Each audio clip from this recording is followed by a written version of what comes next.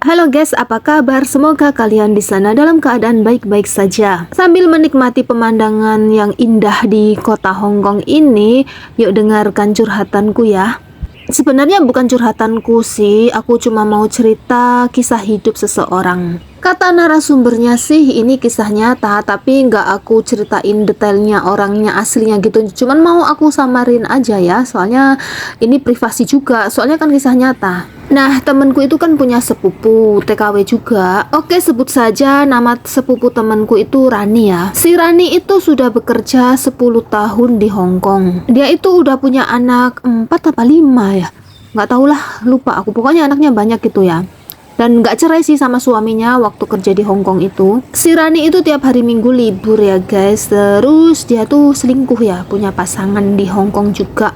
Di Indonesia dia punya suami, di Hong Kong dia punya pacar. Menurut temenku itu si Rani wajahnya cantik ya, meskipun sudah melahirkan berkali-kali. Dia datang ke Hong Kong itu waktu belum ada paspor biometrik. Paspor biometrik itu paspor yang data pribadinya itu disimpan di komputer gitulah, elektrik kayak gitu. Jadi dia bisa menggunakan nama orang lain. Nah, di paspor dia itu statusnya single guys. Jadi pacarnya yang di Hong Kong itu ya setaunya dia itu masih single dan umurnya lebih muda, bukan 35 tahun gitu. Ya 5 tahun lebih muda, 30 tahun. Kalau di Hong Kong kan umur 30 tahun masih single itu masih wajar ya. Suaminya itu nanya-nanya ke temenku, apa emang si Rani itu di Hong Kong punya pacar ya, kok udah beda gitu sama dia.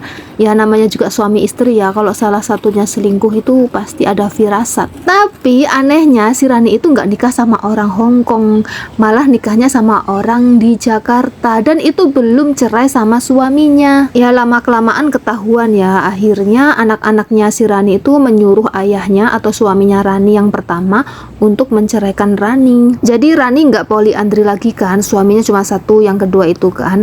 Harusnya sih bahagia ya dengan suami yang kedua, tapi terakhir dia diceraikan juga sama suami yang kedua, dicampakkan gitu.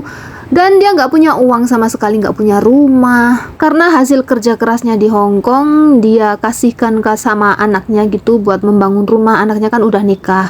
Jadi dia sendiri nggak punya harta atas nama dia, habis semuanya. Dan anak-anaknya itu nggak ada yang mau menampung dia. Kalau dia sekarang umurnya tuh udah 45-an gitulah. Karena dia nikah muda ya guys, waktu umur 16 atau 17-an tahun gitu. Jadi meskipun muda dia udah punya cucu, udah punya mantu gitu. Aku tanya sama temenku terakhir kabarnya Rani, dia sendiri juga nggak tahu ya. Aku sendiri juga seorang TKW ya guys, dan masih bekerja di Hong Kong. Jadi aku tahu ya sifat-sifat TKW gitu seperti apa. Tidak semua kelakuan TKW di Hong Kong itu seperti Rani ya guys. Punya suami di Indonesia malah asik-asikan pacaran di sini. Untuk mencari pacar atau punya pacar di Hong Kong itu nggak harus cantik ya. Banyak sih TKW yang jelek, dia juga pacarnya ganteng. Ya orang Pakistan gitu banyak loh yang di Hong Kong gitu kerja di sini. Mereka ganteng-ganteng tapi mau pacaran sama TKW yang umurnya udah 40 tahun gitu. Jangan sampai lah aku kayak gitu. Soalnya udah banyak contohnya ya, seorang TKW yang pacaran sama orang Pakistan, orang Bangladesh, atau orang Hong Kong juga gitu. Pada akhirnya bukan bahagia yang didapat, tapi malah malapetaka. Kok bisa malapetaka? Ya bisa dong. Soalnya kan pacaran itu bukan sekedar pacaran loh. Kalau di sini ya udah booking hotel juga, istilahnya ya sudah melakukan hubungan suami istri. Nah, waktu melakukan hubungan suami istri itu biasanya si cowok itu pintar guys, direkam gitu adegannya. Dan jika sewaktu-waktu Mbak TKW itu udah nggak mau berhubungan lagi sama si cowok, sama pacarnya, mau kembali lagi ke suaminya gitu misalnya, diancam guys. Ntar ini si cowok itu nggak mau putus, lalu kalau putus ntar videonya disebarin gitu. Kan ngeri banget toh kalau kejadiannya kayak gitu. Jadi mendingan satu pasangan aja ya guys, meskipun membosankan. Kalau seandainya pasangan kita yang selingkuh ya itu urusan dia, kita jangan membalas selingkuh juga. Sebenarnya semua agama itu mengajarkan kita untuk tetap setia sama pasangan ya, tapi entah kenapa ya kebanyakan orang yang beragama tetap aja selingkuh. Lalu apa artinya beragama? Berdasarkan pengalaman banyak orang yang selingkuh itu kalau masih menjalaninya, kalau masih belum ketahuan sama pasangan sahnya itu kelihatannya mereka itu mukanya itu lebih ceria. lebih berseri-seri, mungkin karena perasaan jatuh cinta gitu ya sama orang lain, bukan sama pasangan sendiri. Tapi setelah ketahuan sama pasangan sahnya, ya wajah ceria dan awet muda yang dulu lagi sudah auranya udah beda, udah kayak buram gitu dah. Kalau aku mau sih bisa aja sih selingkuh di sini. Banyak loh yang mau meskipun aku nggak cantik-cantik amat. Cuman kan aku gimana ya, belajar dari pengalaman orang lain. Kalau akhir dari sebuah perselingkuhan itu bukan kebahagiaan yang didapat, pokoknya hancur deh. Kalau hubungan yang udah lama itu rasa berdebar-debar itu udah hilang ya, nggak kayak dulu lagi. Jadi kalau ditanya kamu cinta nggak sama suami kamu, mungkin ya gimana ya, udah nggak cinta gitu. Cuman kalau misalkan dia selingkuh ya sakit hati juga. Itu namanya cinta karena sudah terbiasa, jadi kan perasaan cinta itu jadi nggak tahu gitu. Kalau ngisi suara di video ini aku lebih suka curhat ya guys.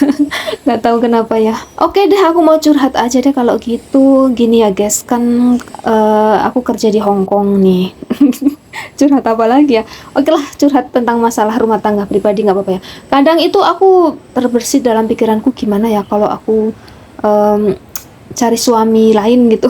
Gimana ya, pisah gitu loh sama suamiku terus cari suami lain lagi. Tapi aku mikir lagi, kalau misalkan aku sampai menggugat cerai dengan suamiku, yang sakit hati itu bukan suamiku aja loh, kedua mertuaku, terus adik perempuan dari suamiku, saudara suamiku yang lain juga ikut merasakan sakit hatinya, ikut marah gitu. Jadinya aku tidak hanya menyakiti satu orang, banyak orang yang aku sakiti. Jadi takut juga sih kena karmanya. Ya sudahlah, meskipun hubungan rumah tangga ini membosankan, tetap saja dijalani. Mungkin orang yang suka selingkuh itu ingin merasakan debaran cinta ya guys. Soalnya sama pasangan sendiri itu udah nggak berdebar-debar lagi. Ini aku ngisi suaranya tanpa konsep ya guys, jadi ngelantur kesana kemari. Tadinya tuh mau fokus sama cerita temanku itu, cuman kan aku nggak bisa menceritain secara detail, jadi curhat aja deh, curhat tentang pengalaman pribadi. Ya dalam video ini sebenarnya aku ingin menyampaikan sesuatu ya, bagi kamu yang udah nikah, cukup deh setia sama satu pasangan aja. Meskipun kamu nggak cinta, lama-lamaan cinta juga kok. Gimana sih ngomongnya? Aku cuman ingin mengatakan kalau hubungan rumah tangga itu komitmen, komitmen harus setia. Meskipun kadang kan aku seorang wanita nih, ketemu orang yang lebih ganteng dari suamiku di jalan gitu ya, ada sih kadang kalau tatapan mata itu ada perasaan debar-debar gitu ya, itu bukan cinta lah, itu nafsu. Tapi ada loh temenku yang bilang meskipun ketemu cowok ganteng itu kalau nggak terbiasa, dia ngebayangin ya berhubungan badan sama orang itu katanya geli gitu kalau bukan sama suaminya. Ya itu berarti kan dia itu emang bener-bener tipe cewek yang sangat-sangat setia. Kalau aku sendiri sih nggak seperti itu. Kalau aku sih kadang ya sempat mikir, kayak apa ya kalau punya suami seganteng dia gitu mikirnya. Oh ya guys, aku mau curhat ya di sini. Aku hampir saja selingkuh ya. Soalnya kan aku chattingan sama cowok juga udah nikah itu. Dia itu temen SMA aku. Aku tuh awalnya cuman mau nanya-nanya kopi, kan dia di videonya dia itu kan ada video dia goreng kopi, terus aku nanya-nanya gimana ya, nanya-nanya kopi lah intinya. Dia upload video reels di Facebook, terus aku chat, terus aku minta nomor WA-nya, terus hampir tiap hari dia itu chatting lah.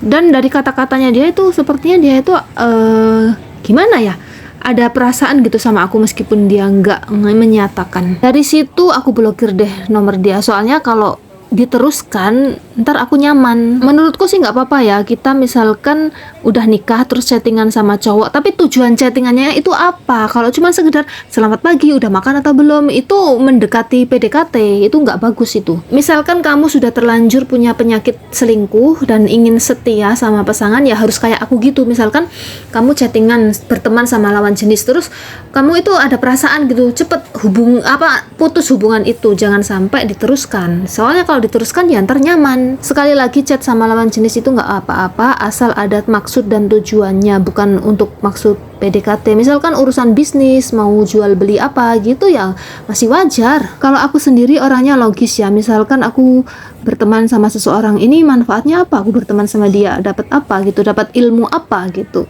Jadi kalau dalam berteman itu harus ada tujuannya ya guys. Misalkan untuk meningkatkan kualitas diri kita. Tapi kalau berteman dengan lawan jenis lalu akhirnya selingkuh, itu ya menunjukkan kualitas kamu menurun. Kira-kira ada nggak ini orang yang dengerin ocehanku dari awal hingga akhir tanpa skip hingga 10 menit? Oke deh, terima kasih yang udah nonton dari awal hingga akhir tanpa skip. Bye-bye.